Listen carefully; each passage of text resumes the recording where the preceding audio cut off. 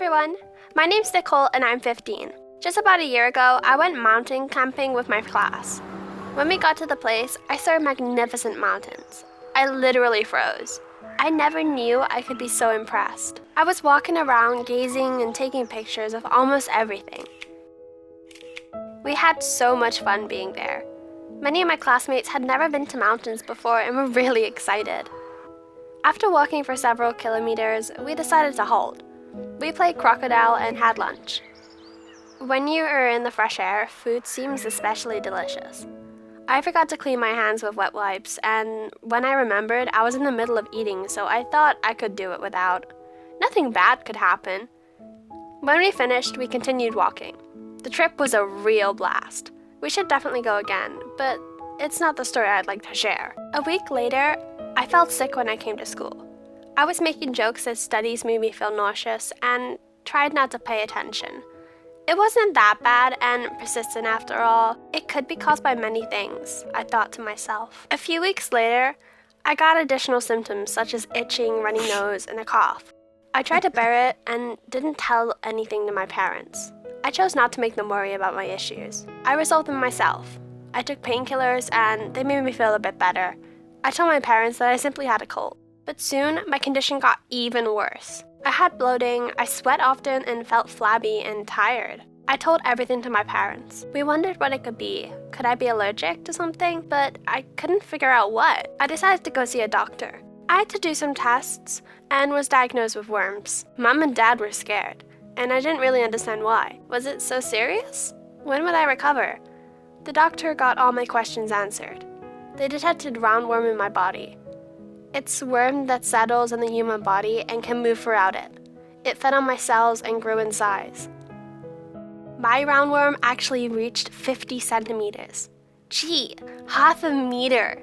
That was terrible. I was very scared. And all that because I didn't seek treatment on time. I was told that the roundworm lived in my body and simply couldn't be digested. It would soon propagate. The idea of having many worms inside me was scary.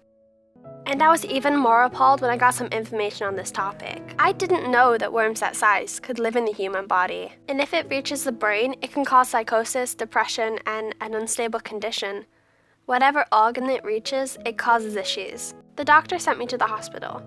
My parents said I shouldn't worry as a professional healthcare worker would take care of me. I was prescribed a bunch of pills. When I had my x-ray done, they detected appendices. Apparently, the roundworm settled there. I needed immediate surgery before the roundworm left. I can't imagine where Mom and Dad got so much money, but they managed to cover all the expenses. I really regret not cleaning my hands when we were camping. It was so easy, and it turned out I got the parasite with my dirty hands. I also felt bad for not telling my parents immediately. I thought I would be okay, and here I am now. I waited too long. I shouldn't have lost so much time. Now I had to calm down and do my best to recover. My close ones were very supportive. It felt so good. I found out that people could really help when you're in a difficult situation. I learned a lot back then. I only regret the price I had to pay. So, I was ready for surgery. I was under anesthetic, so I don't remember anything. I regained my consciousness in the ward. I felt weak, although I slept for a long time. Mom was sitting nearby and was saying something. I felt dizzy and could barely understand. Somehow I caught it that I no longer had the worm, but still had to continue taking pills. But I already made it through the worst part. That's all in the past now. I finally felt better and can live and enjoy my life. I will never make such a mistake again. I promise to follow personal hygiene and seek medical assistance when I needed it. Thanks for watching.